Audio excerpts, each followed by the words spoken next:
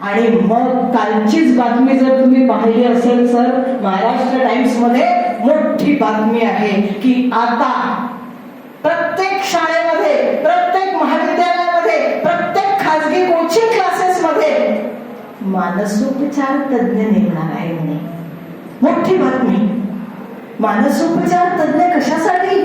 तर विद्यार्थ्यांवर फार बर्डन येत आहे, त्याच्यामुळे त्या ओझ्यामुळे ते कधीतरी आत्महत्या करतात. आणि मग आत्महत्या प्रतिबंधक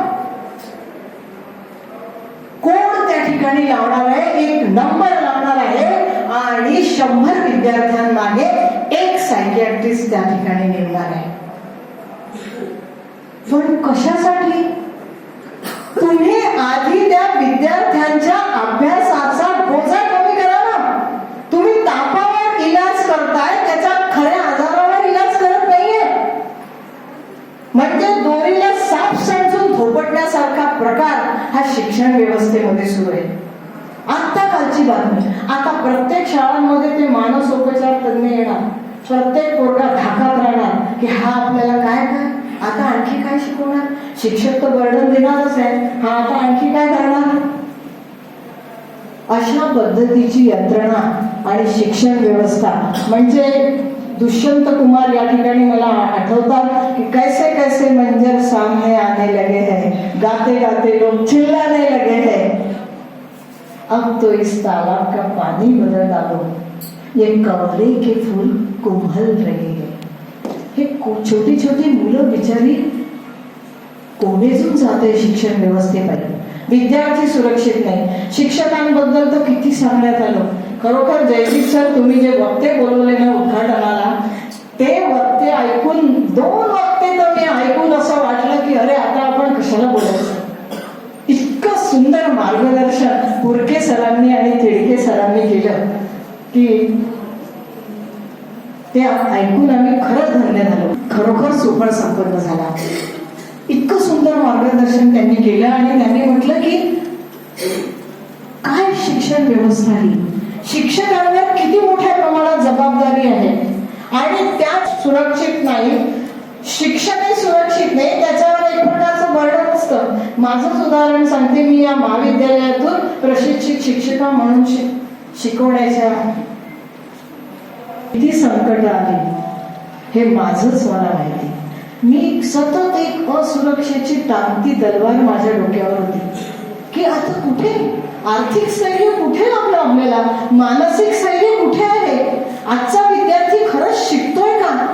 काही प्रसंगी तर असा अंगावर येताना जेव्हा शिक्षकांचा दिसला तेव्हा असं वाटलं की विद्यार्थ्यांकडूनच तर वारच आहे. विद्यार्थी सुरक्षित नाही, मग तो आपला राग शिक्षकांवर काढतोय. रशियामध्ये, फ्रेंचमध्ये तर गोळ्या घालून ठार मारतायत शिक्षकांना. विद्यार्थी कुठे आहे, कुठे आहे सुरक्षित. शिक्षक सुरक्षित नाही.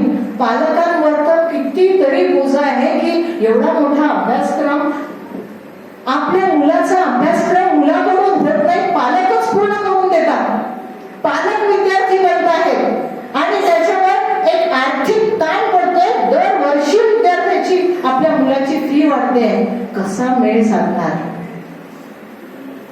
आणि शिवाय आहेच, पोरावर जास्त बर्डन आलं तर तो कुठे काही करणार तर नाही, काही त्याचा घातपात तर होणार नाही. हे बर्डन पालकांवरही आहे. पालकही सुरक्षित नाही आणि विद्यार्थी, शिक्षक आणि आणि पालक मिळून जो समाज बनतोय तो तरी कुठे आहे. समाजामध्ये चांगले आदर्श नागरिक घडले पाहिजे, पण असं होतच नाहीये. समाज सुरक्षित नाहीये. मग सुरक्षित कोण आहे.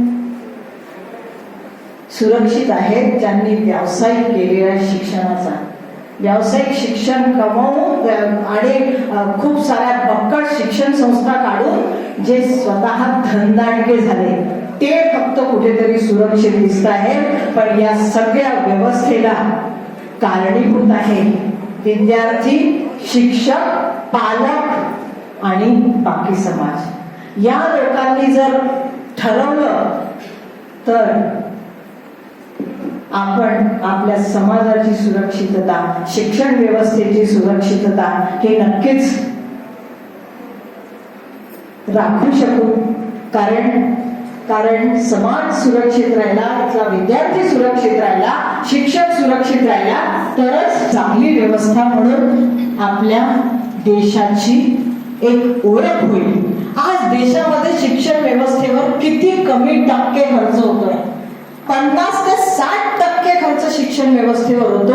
इथे ते प्रमाण फक्त 3% आहे. किती लाजिरवाणी गोष्ट आहे.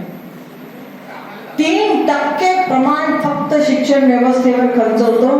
काही सोयी नाही, काही नाही. मग एक सांगावसा सोयी म्हणून गोष्ट सांगावीशी वाटते. मागच्या वर्षी मी एका लेखिका संमेलनाची अध्यक्ष होती वाशिम जिल्ह्यात मानोऱ्याला. तिथे गेलो. एका खूप सुंदर कॉलेजची बिल्डिंग, पण तिथले जे वॉशरूम होते खास करून स्त्रियांसाठीचे ते हे सगळं ठीक आहे, साहित्य संमेलन वगैरे होत राहील, पण आधी विद्यार्थिनींसाठी जी सोयी सुविधा आहे ती तुम्ही बघा, इथल्या लेक्चरर्ससाठी जी सोयी सुविधा आहे ती बघा. आणि मला म्हणजे सांगायला आनंद वाटतो की साहित्य तर आपण लिहितोच, पण कुठेतरी कृती आपल्या हातून झाली. आज तिथे त्या आमदारांच्याच निधीतून एक चांगली सोयी सुविधा त्या ठिकाणी झालेली आहे. शिक्षकांनी हेही करायचं आहे की फक्त लिहिणं नाही तर आपण कुठेतरी पाठपुरावा करायला पाहिजे. मी गणेश चव्हाण सरांना जे संमेलनाध्यक्ष आहे त्यांना विनंती करते की सर इथे काही ठराव पास होतील, शिक्षकांच्या काही अडचणी सांगितल्या जातील, पण तुम्ही त्याचा पाठपुरावा करा. कारण चव्हाण सर कसे आहेत, त्यांनी आतापर्यंत अभ्यासक्रमामध्ये काही सिनेट मेंबर म्हणून अनेक सोयी केलेल्या आहेत आणि त्यांनी त्या केल्यामुळे त्या ठिकाणी पाठपुरावा केल्यामुळे चव्हाण सरांचे खरोखर अभिनंदन. मी विनंती करते सर तुम्हाला अजून 1 वर्ष आहे, सगळे शिक्षक तुमच्या सोबत आहे. आणि मला सांगायला आनंद वाटतो की इथे उद्घाटन सत्र झाल्यावर बरेच जण घरी जातात, काही जण मध्ये जेवण असलं आपल्याला काहीतरी मिळेल हे ते मनाशी ठासून आहे. आणि म्हणून असं मला वाटतं की इथे नक्कीच काहीतरी चांगलं होईल. कारण माना की अंधेरा बहुत घना है लेकिन दिया जलाना कहाँ मना है. आपण कुठेतरी दीप लावायला पाहिजे, ज्ञानदीप लावायला पाहिजे. आणि म्हणून संत नामदेवांनी म्हटल्याप्रमाणे ज्ञानदीप लावू जगी ही कृती प्रत्येक शिक्षकाने केली पाहिजे. माझ्या बाबांच्या कॉलेजमध्ये खूप आर्थिक परिस्थितीने गरीब विद्यार्थी येत होते. मला बाबांचं वाक्य आठवतं की बेटा खचू नको. ते म्हणायचे सर मला आम्ही परीक्षेला बसू शकत नाही कारण परीक्षेला फी भरणे इतकी पण आमच्याकडे ऐकत नाहीये. तेव्हा बाबा म्हणायचे की बेटा तुला नक्की मदत होईल, मदतीचे हात पुढे येतील, तू अभ्यास केलाय ना बैस परीक्षेला, आम्ही तुला मदत करतो. आणि एक लक्षात ठेव, गरिबी शाप समजू नको, गरिबी वरदान समज आणि पुढे जा. अशा पद्धतीचे एक मदतीचा हात देणारे आणि पाठीवर थाप देणारे. कणा कविता सगळ्यांनाच माहिती आहे की पैसे पाठीवरती हात ठेवून फक्त लढ म्हणा, मला पैसे नकोय, फक्त मला आधार हवाय. एक मोटिवेटर म्हणून, त्याला हिंमत देणारे म्हणून शिक्षकांनी आपली भूमिका पार पडणं आजच्या काळामध्ये तरी जरुरी आहे. नाही तर विद्यार्थी इंटरनेट आहे, गुगल आहे, सगळीकडून ज्ञान मिळवतोय.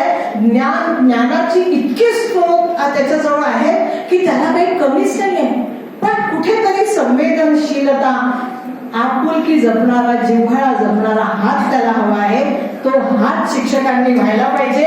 आणि म्हणूनच मला असं वाटतं की राष्ट्रसंत तुकडोजी महाराजांसारखं समाज प्रबोधन जे शिक्षण जर करणार नसेल, गाडगे बाबांसारखं स्वच्छता, स्त्री पुरुष समतेचा संदेश जर देणार नसेल, आणि पंजाबराव देशमुखांसारखा ज्यांचे जन्म मातीत मळले त्यांना उचलून वरती घ्यावे असं जर करणार नसेल तर ते शिक्षण काही कामाचं नाही.